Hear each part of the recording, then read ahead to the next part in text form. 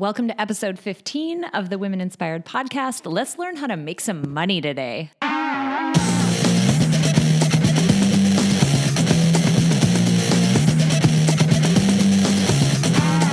Welcome to the Women Inspired podcast. I'm your host, April Seifert. There is nothing more powerful than a woman who is inspired to action, and that's my number one goal, to inspire you, my listeners, to take action in your lives. Each week, I get to interview some of the most inspiring women, and I'm bringing those interviews to you. Let's do it. Meredith Jones is an alternative investment consultant and one of Inc.com's 17 Inspiring Women to Watch in 2017. She's the author of Women of the Street, Why Female Money Managers Generate Higher Returns and How You Can Too, which won an Axiom Award Gold Medal in 2016. She began her alternative investment career as the director of research at Hedge Fund Advisors International, where she was responsible for manager selection, due diligence, index construction, and aggregate industry research for the $500 million fund. Meredith was then recruited by hedge fund analytics provider PerTrac Financial Solutions. Her research on emerging managers initiated in 2006, and women in minority-owned funds created new investment categories. It has changed the way investors and money managers behave, both in the way investors allocate and how money managers market and seek new investors. Meredith served as the director of the Rothstein-Cast Institute, an alternative investment think tank at the professional services firm Rothstein-Cast. There, she created the very first Women in Alternative Investments Hedge Fund Index, which measured the performance of female hedge funds and private equity managers. Meredith is a foodie and wine lover, and she maintains a love of charcoal and open flames when it comes to her own cooking. She's a figure skater and skates weekly, relying on an inexplicable addiction to decaffeinated coffee for her early morning ice times. Well, guys, I am so incredibly excited to welcome this week's guest. This week, we have just a phenomenal woman with us. I would like everybody to welcome Meredith Jones to the podcast. Welcome, Meredith. Hi, thanks so much for having me. So I gave everybody kind of your quick official bio, but tell us a little bit about yourself so we can get to know you a little bit. Well, I'll give you the 10-cent tour. So I'm betting that if your listeners haven't heard it by now, they will hear it before the end of the interview. There is just a hint of twang in my voice, which will reveal me to have been born and raised in South and Alabama, actually. Lived there, went to high school there. I affectionately referred to it as Redneck Tech before graduating and going to a small liberal arts college in Kentucky, followed by graduate school in Massachusetts before I moved back to Nashville, the heart of Dixie, to start my career. I started out doing research and writing for a couple of different venues before entering a printed want ad, which tells you how old I am, in fact, for an entry-level analyst job at a shop that invested in hedge funds. And I did the interview, and luckily enough for me, the gentleman who owned the company was a big believer in people who were multi-talented, so he loved the fact that I was both a researcher and a writer, and he also believed that women were superior when it came to investment research, something that I would later come to realize was fairly unusual in my industry, and also the fact that I told him in that interview that I had just bought my first house at 27. He decided that I was a woman on the move and someone that he needed to hire. That's awesome, because it's not something that you normally hear within the investment world, that someone in that position would think that women do better research than that. But so fast forward to today, what are you up to these days? So in 2014, I wrote a book called Women of the Street, not Women on the Street, which is how it most often gets misquoted. It's not about flippers. It's about female investors. And it's about why female money managers generate higher returns and how people reading the book can do so too. And then I also took a job in 2015 as a partner at an investment firm called Aon Hewitt Investment Consulting, where I'm in charge of research and development of an emerging manager platform. Now, emerging managers means smaller managers, and it also means diverse managers, so women and minority money managers, which are in short supply in my industry and something that I feel incredibly passionate about. To be able to put my research and my book and basically my money where my mouth has been for several years. So I'm picturing you running around like the Wolf of Wall Street right now. And maybe it was because you said hookers before and that like instantly made me think Wolf of Wall Street with the hedge fund piece too. But give us a little glimpse into what your day is like for people who maybe don't know that world very well. Well, if you're doing an interview with someone in the investment world, it's only a matter of time before the word hookers comes up. Just kidding. Just kidding. I think it's really interesting, the perception that people have about my industry versus what the reality of my industry is. I think that people do think it's the Wolf of Wall Street or Boiler Room or what was that new Showtime show about the hedge fund manager named Axe? There are no hedge fund managers named Axe, I just have to tell you. And if there were, their head of compliance would probably make them go by a different name because a guy named Axe does not instill confidence in investors ever. Just putting that out there. So, I think that people think it's all lavish cocktail parties and private jets and, a whole bunch of high-end, highfalutin rigmarole that maybe I just am in the wrong part of the industry, but I just don't see that. I always tell people I've only been called in the middle of the night asking for if I had a spare set of handcuff keys once in the 19 years I've been in this industry. For the record, I did not have any. But mostly what my day consists of is a lot of research, a lot of reading, a lot of writing, more PowerPoint presentations than you can shake a stick at. And what I call evangelizing, trying to help investors understand the benefit of investing outside of the box, thinking about women, thinking about minorities, thinking about how to really get a truly diversified portfolio when it comes to things like how people think and how they behave. So you mentioned your book a little bit. Tell us, give us a little bit more detail into that. So what prompted you to write it? Just tell us a little bit more detail about it. So I mentioned that I was hired by a gentleman who fundamentally believed that women were better researchers when it came to investing than men. And that was in 1998 when I first started in this industry. And for the years that I worked for him, I really believed that was normal. And it wasn't until I started going to conferences and never had to wait in line to use the restroom ever. And in fact, was usually the only burst of color in a room. It would be just filled with gray and blue and black suits.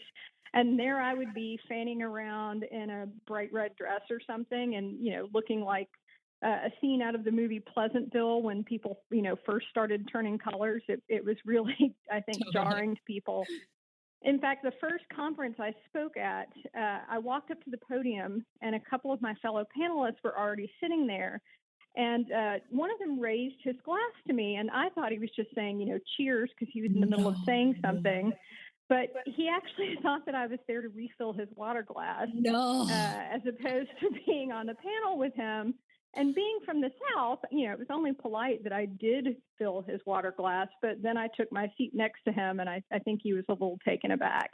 Tell me he crawled under his chair. He just crawled right under his chair. We did laugh about it afterwards. You have to maintain a sense of humor when you're one of the only people who look like you in your industry. But it wasn't really until 2007 that I met a woman who had a similar background and job to me. So almost 10 years into my career before I met another woman who had a similar role, which just blows me away when I think about it now, looking back. At the time when you're in it, things seem so normal. And then once you get some distance, you can go, wow, it was a decade before there was someone like me that I knew. And so once I met the two women portfolio managers that I met in 2007, I really started to kind of wonder, where are the rest of us? This just seems really odd.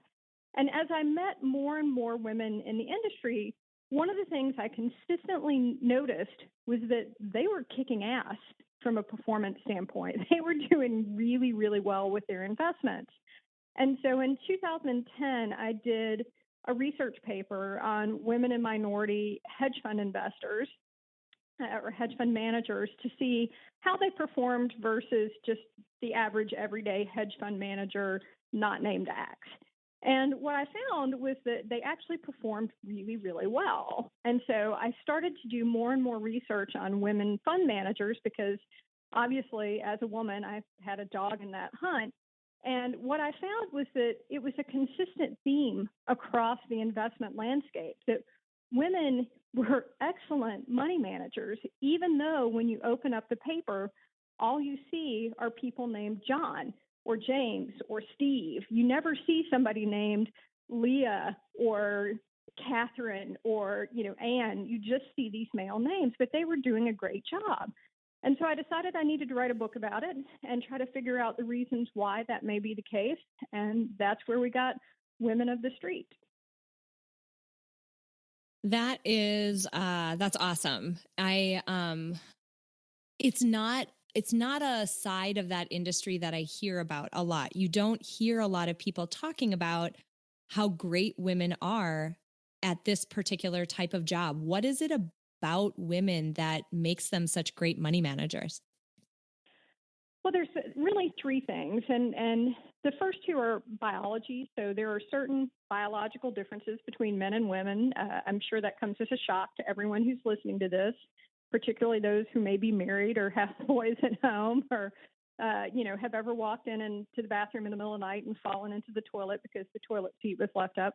But men and women are different, and it is inconceivable to me that differences could be manifested through things like differentiated upper body strength and who stops and asks for directions, and not through things like money management. And in fact, there are significant differences in behavior that are caused by biological aspects differences between men and women. So one of those, for example, is testosterone. We all know that guys have testosterone. And testosterone does some really great things for men. It makes them stronger. If they're getting into some kind of contest, a boost of testosterone makes them more agile, faster, stronger, better, a little more able to kick a little ass, if you will. But it can also have a detrimental effect. And this has been studied as something that's called the winner's effect. So if you were to look at an animal in the wild, for example, if there was a buck in the wild that decided to get into a fight with another buck, that buck would get a boost of testosterone. It makes it stronger, faster, better, more agile, all those good things. It gets in the fight. If it wins that fight, it gets another boost of testosterone, which makes it stronger and faster and better and, more agile. But also, it makes it more apt to go looking for another fight. And it also makes it statistically more likely to win that fight. And so it goes and looks for another fight. It gets a boost of testosterone. It gets in a fight. If it wins that fight, again, another boost of testosterone. It decides to go get into another fight. And this pattern continues until maybe that buck stops realizing certain things. Like maybe it's tired. Maybe it's thirsty. Maybe it's hungry. Maybe it has the horns of another buck sticking out of its side. I don't know, but it stops realizing a bunch of stuff because it's had all this testosterone. And so it picks one more fight, and unfortunately, the buck dies. Circle of life, very sad. But at the end of the day, we see the same kind of behavior exhibited in young male investors. If they get on a winning streak, they want to keep engaging in that competition over and over and over again. And they can become blind to risk signals that are telling them to stop. And so there's actually a hypothesis that every large loss that's been caused not as a result of fraud was caused by a young male trader at the end of a winning streak. Now, because women don't have the same amount of testosterone, they're not subject to that. So just right there, that's one potential difference. Wow. Now, there's other differences too. So cognitive processes, men have a tendency to be more overconfident than women. And when you're overconfident, what happens? You think you're right all the time, right? So in investing, that manifests itself as, gee, if I think it's time to sell, it must be time to sell. Oh, if I think I should buy this, I should buy this, because you're overconfident. You've got to be right. But what that actually happens is that makes men trade a lot more. And so there's been studies, and in one study, it showed that single men trade 67% more than single women. Well, nothing erodes investment profits like overtrading. Wow. And so that's an example where a cognitive process morphs into a behavior that has the potential to erode returns. And so there's a whole host of those types of things. But when you put them all together, what you can see is that women do a really good job of investing. And that's a story that just doesn't get out. But there's research from retail investments like 401k accounts, IRA accounts. There's research from mutual funds. There's research from hedge funds. There's research from private equity funds. There's research that women on boards have a tendency to boost corporate performance. There's research that female founders have a tendency to increase the amount of money that's returned to investors. There is this growing body of research, and it all points to the same thing. And that is, if we had more women involved in the investment process, everybody from Wall Street to Main Street would be better off. I mean, our financial security is just one of those really baseline things that you need in place in order to do well. And so if that's going to increase and strengthen the financial security of everyone, it makes the message that you're putting out there so important. And I think that's one of the things that makes it resonate is it's not a women win, men lose kind of thing. Mm-hmm. It's everybody wins. You know, if we had, let's look at women in venture capital. Women comprise less than 10% of the investment partners in venture capital, actually much less than 10%. The numbers are closer to 6%. And as a result, women-founded companies tend not to get very much venture capital. And what they've seen is that women-run companies create jobs at a faster rate than male-run companies, and that during the financial recession in 2008, women-run companies were net job creators as opposed to losing jobs. So that's good for everybody. You know, again, it's not about taking away, it's about making the pie bigger. And that's the kind of win-win situation that I can get, as you can tell, really pretty passionate about. I think it's something that everybody should get fired up about. If we can all win and we can all prosper, if we start to make a change, it's huge. I mean, we should all be able to get excited about that. So I want to talk a little bit about this message that you've put out there. So you published your book, something that I've seen in a lot of venues. I mean, certainly on LinkedIn, you know, you can do like LinkedIn blog posts, and there's a number of women who put very strong opinions and very strong messages out there. And as you start to read through the article, you know, the article can be very well researched. It can have amazing citations, really well thought out and logical. And then you get down to the comments.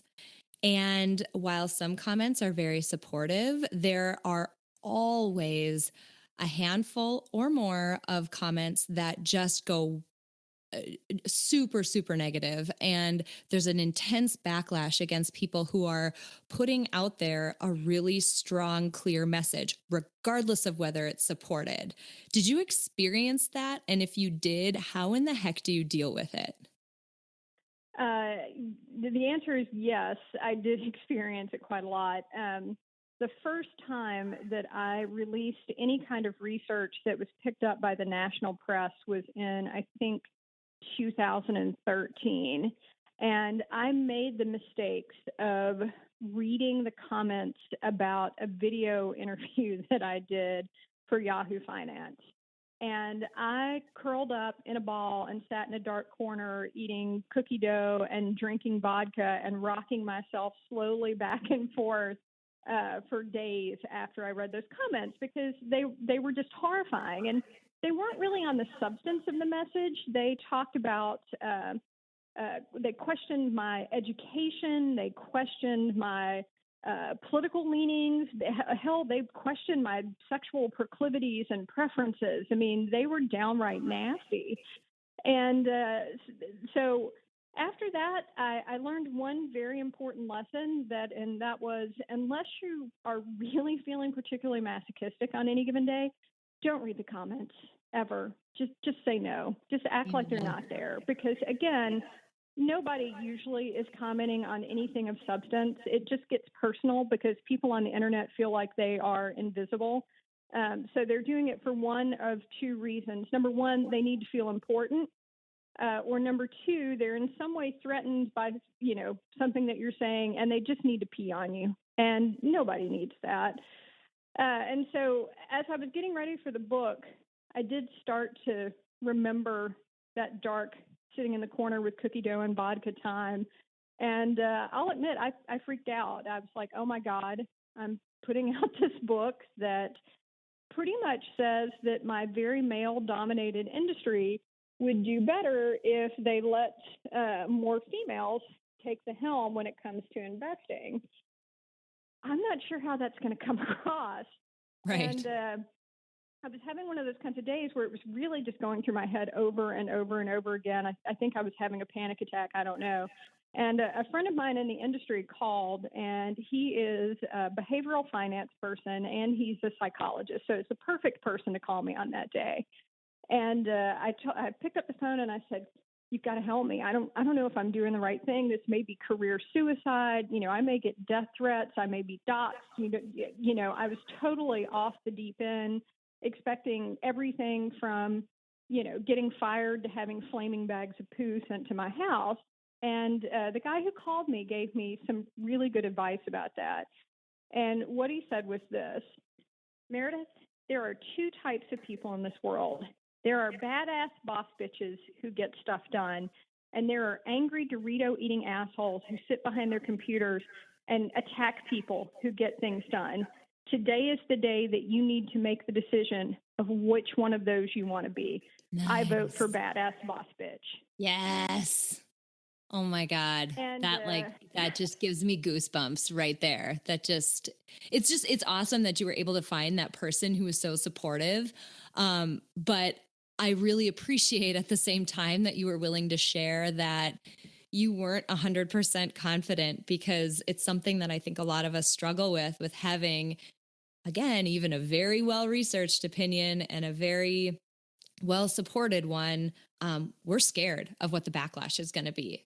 So I appreciate that you were willing to, share your experience. I thought I was sitting there on that day thinking that I had to be 100% confident about what I was doing.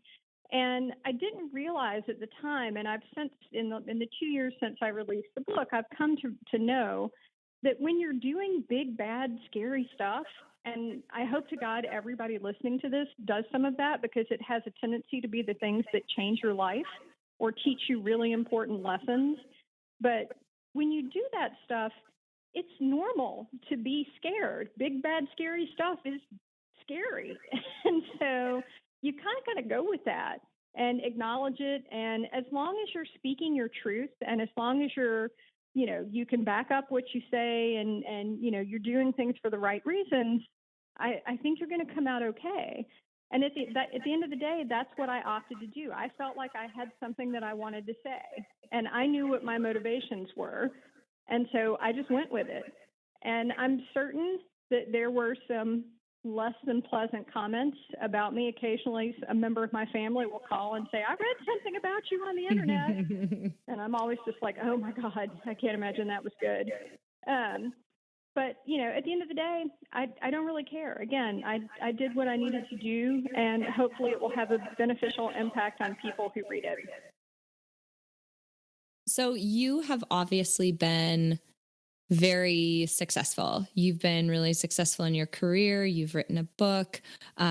You are on Inc.com's 17 Most Inspiring Women to Watch in 2017. All of those, big, exciting things amongst many other accomplishments. The question I have for you is, what do you think it is about you that has allowed you to be so successful? And I'm going to take off the table right now. I have a lot of connections and I got lucky and any of those things that we do to pass things off. I'm just curious about what characteristics about yourself you think have really served you well. Well, I could take, I have a lot of connections off the table immediately. I was raised by a single mother who was a teacher who worked 3 jobs in Alabama. So I had 0 connections on Wall Street. So, I'm joke that I'm generally the token redneck at any financial event that I go to. So I can safely take that off the table. I actually don't feel like I've been that successful. I think that's something that's pretty common to a lot of women out there. And the moments where I do feel successful, I am pretty, it's not unusual for me to be whopped in the head by the imposter effect. So I feel like one day somebody's going to just figure out that I'm, not that great or not that funny or not that good of a writer. And, on the day that the Inc. Story came out, I was like, God, other women on this are so much better than I am. So, I think that's kind of a constant fight. But all of that aside, when I can step back from that and say, I haven't done so badly for myself. My book won an award, and I'm generally pretty recognizable, and most people at least listen to me before they call me a feminist asshole or something like that. So all of those are good things. But when I can take a step back and put all that in perspective, I think the things that have been the best for me are the fact that I did get a liberal arts education. That's highly unusual in my industry. The fact that I could think and strategize and write and research and speak, as opposed to just be in the numbers and, be focused on the finance part. Those are the things that have really set me apart in my career. The fact that I can at least fake confidence when I need to, I think that's been really helpful. My sense of humor, because again, a lot of really bizarre stuff happens over the course of a 19-year career in finance. I mean, like I said, the handcuffs being just one of those instances. So, if you can't laugh about that kind of stuff, you're going to end up, as you climb the corporate ladder, you're probably going to end up with the cookie dough and the vodka. So, I think that the 3 of those things are very helpful, just in terms of, like I said, take that step back, look at everything in perspective, so that, occasionally you can say, I have done a great job. If you are different than your peers, don't see that as a negative. A lot of the women that I profiled in my book came from non-traditional financial backgrounds, and they are kicking ass. So you can use those types of things as beneficial, as opposed to looking at them as things that you're lacking. And then again, into every life, some rain and, some paternalistic buttholes will fall. And so if you can't laugh about that, you're going to be paralyzed, whether it's people that are commenting on stuff that you write on the internet, whether it's someone who gets a promotion or, a compliment for something you said in a meeting, whatever it may be, you've got to have that resilience in order to keep moving forward. Thinking back now about your whole career, what you've learned from, this amazing career that's had a lot of twists and turns in it, and even just the experiences that you've had outside of that, what advice do you have for other women? Maybe it's related to career, maybe it's not. I don't know. What advice do you have for us? A couple of things, I guess. Number one, women tend to be disconnected from the finances, whether they're joint finances with your partner or whether it's just their own finances. They may just sock everything away in a savings account. And that's really not a great long-term plan. I know the financial services industry has not done a tremendous job of reaching out to women, to speaking to women, in a way that they need to be spoken to in terms of how information is communicated and how people just communicate in general. But I think that it is a huge service to get familiar with investing and with money and to make sure that your kids do equally, the boys and the girls growing up. Because there was a study that showed that 95% of women report that at some point in their life, they have been either a shared or a full financial decision maker for their household. And so if you don't have a grasp of how to invest or, whether your investments are going to last or whether your savings is going to last, you could end up in deep trouble. And even people who are married where their partner takes care of all of that kind of stuff, it's really incumbent on them to understand their finances, to have a relationship with their financial planner, to know what kind of money is available for retirement, for emergencies, for all of that kind of stuff. Because it is just a reality that even if you stay married to that person for your entire life, women live longer than men. And so you don't want to be in a situation where you may not have enough when you need it because you weren't willing to get involved and, kind of get down and dirty. And if you want to make that easier for your kids, I think it really starts early. It amazed me. Last year, I did some research, and that research showed that even today, boy children are more likely to be paid an allowance than girl children. Wow. And if they are paid an allowance, boy children actually make more for the same chores as girl children. So even when it comes to a profession like babysitting, which is almost overwhelmingly a female profession, boy babysitters make more than girl babysitters. Girls are less likely to report that their parents talk to them about things like how they're going to pay for their college education or savings and things like that. And so by the time women get to college, they associate the word female with family and the word male with career. And so that kind of thing is one of the reasons why a lot of women don't feel comfortable with money. And so I would say it's important not only to build a better relationship with money and investing for your own sake and for the sake of your financial future, but to make sure that your children don't keep perpetuating that cycle so that we have girls that are really interested in, savings and investing and finance, because frankly, the industry needs them and they need it for their own financial security. You touched on so many things that are so near and dear to my heart that I could just delve right into a giant, deep dive into a lot of research and literature. But my doctoral work and my dissertation was on exactly what you just talked about. So the way that stereotypes form about men and women and the implications that they have for the way that we act growing up in our adult lives, the way that we treat one another, the things that we feel comfortable doing and those that we don't do because we don't feel comfortable. There is a woman who will be coming up here obviously I haven't edited her episode because we're chatting right now, but she's a researcher in this area and is going to just delve into some of this really interesting work on gender and stereotypes and some of the implications of it.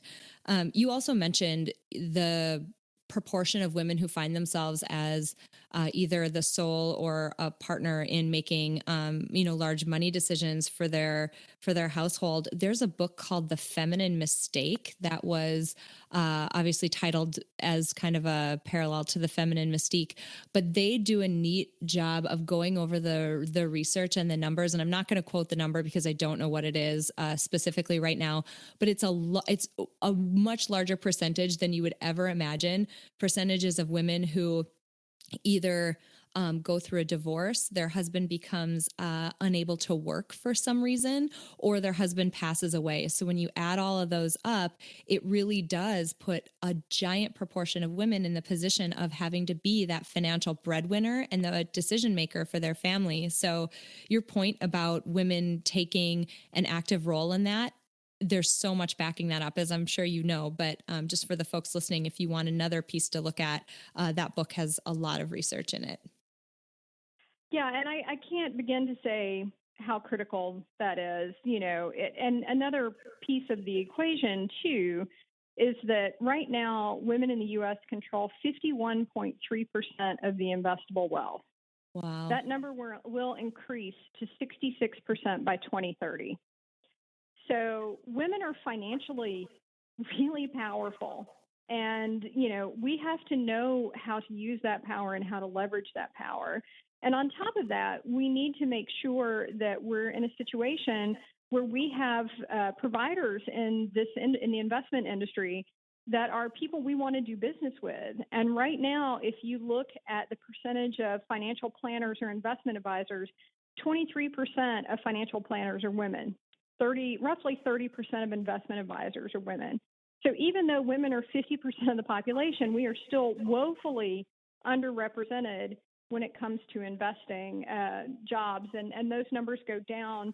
Hedge funds, there are 11 guys named John, James, William, or Robert for every one female hedge fund manager. Wow. In private equity, venture capital, like I said, the numbers are around 6%. And so, we really need to make sure that as we come into our financial power in the next 10 years or so, that we're encouraging the industry to change in ways that meet us where we need to be met. Right now, 70% of widows will fire their financial advisor when their husband dies. That is the sign of an industry that is not getting it done for the ladies. Mm-hmm. So we've got to make sure that changes. And one of the ways that changes is just to change our perception of what this industry is. We started out talking about the Wolf of Wall Street. And I think that people do have this perception that anybody who works in investments is in some way, shape, form, or fashion a greedy bastard. And that's not the case. When I look at what I do for a living, I am helping teachers maintain their pensions and be, financially secure when they retire.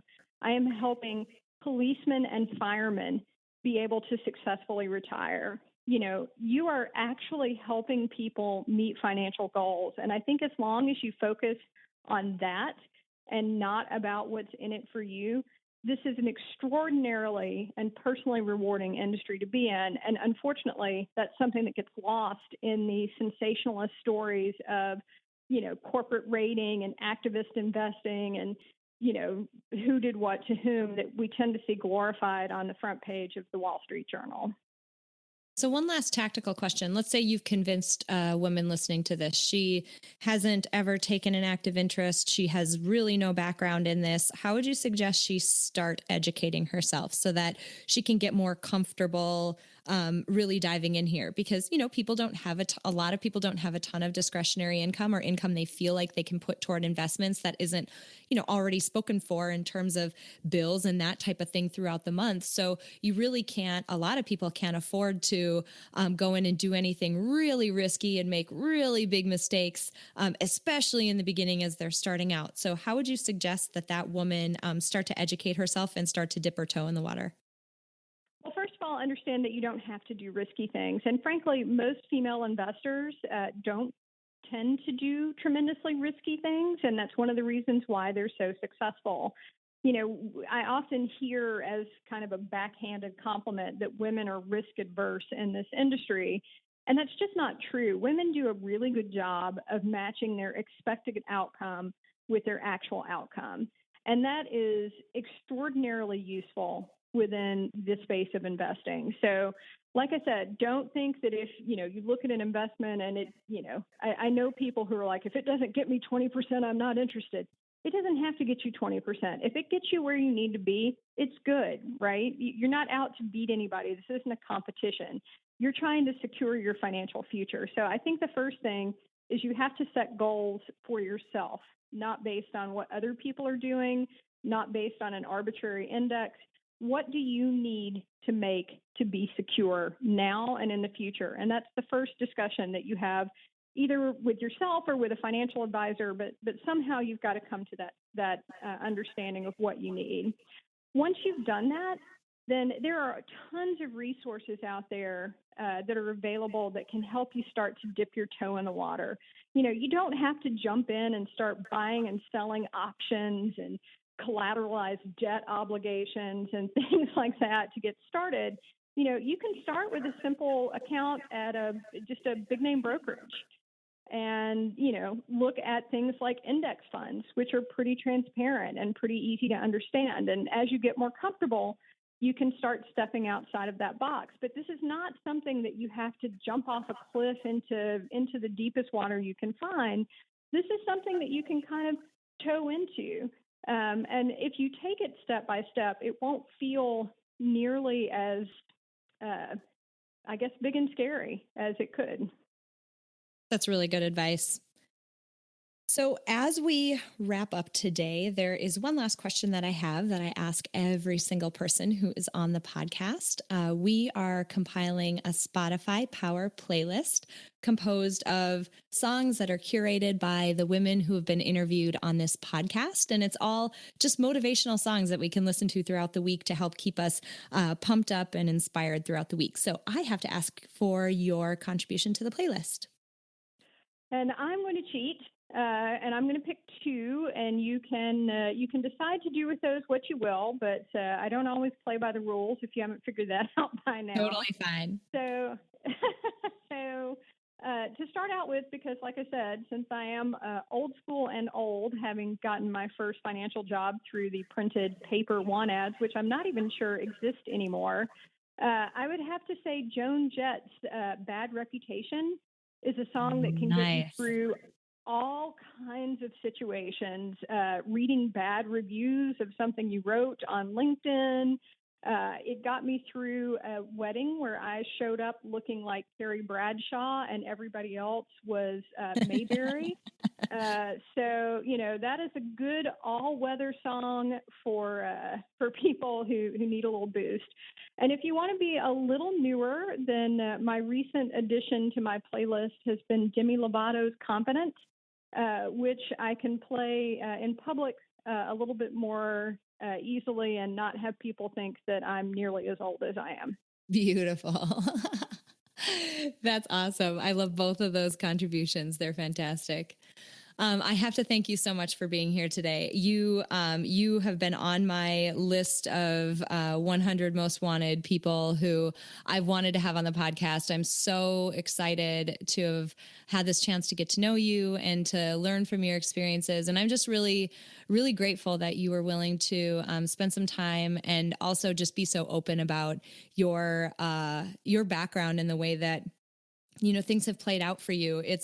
It's really common for us sometimes to look at very successful people and see them in their end state and see where they are once they've gotten to a certain point. But it's important to remember that everybody has had a path that they've been on to get there and that there's been some downsides within that too. So I really appreciate you sharing both sides of that story with us. It's been fantastic. Well, I've enjoyed it. And I would just say along those lines, always remember that everybody is a duck. If you look at a duck that's going across the lake, they look all peaceful and they're gliding along like there's no effort. If you were underwater looking at that same duck, their little feet would be paddling like mad. So anytime you see somebody who is just gliding around looking like they're completely serene and things just come easily, remember to look underwater because I bet their feet are really moving. That's beautiful. That's fantastic. And on that note, I think that is a great and perfect mental image for us to close the podcast down today. Thanks so much, Meredith. Thanks for having me. I am so hoping. I really hope you enjoyed that interview with the very inspiring Meredith Jones. If that's the case, I would love it if you could share this episode with a friend and leave me a rating or a review on iTunes or wherever you get your podcasts. Now, I'm walking away from this interview feeling so empowered. Meredith's point about deciding to be a badass boss bitch really sunk in for me. One of the things we're taught as women, either explicitly or sometimes more subtly, is to be quiet. Don't voice our opinions for fear of rocking the boat. Don't speak too forcefully. But if it's something you truly believe in and you have good evidence to support your belief, that's a rule that is totally worth breaking. So go be loud. Now, confession time. If you listen to my podcast regularly, you likely noticed that I didn't release an episode last week. The truth is, I ran into a technical issue and it took me a few days to iron it out. Hashtag still learning. By that time, it was Friday and I didn't want to release on the weekend, so I just decided not to release the episode last week. I don't say this as an excuse. I'm really only saying it because I want you to have an example of somebody who's figuring shit out as she goes along. So if there's something you want to try or a goal you want to shoot for, you do not need to have everything figured out. Just start. Just take the first step and figure the rest of it out as you go. If you wait for perfection, you're never going to make progress. Okay, so I'm off my soapbox now. I have so many more inspiring women lined up for you to meet. They're all coming up in the coming weeks, so I'm really hoping you tune in for those episodes. But until then, have an inspiring week.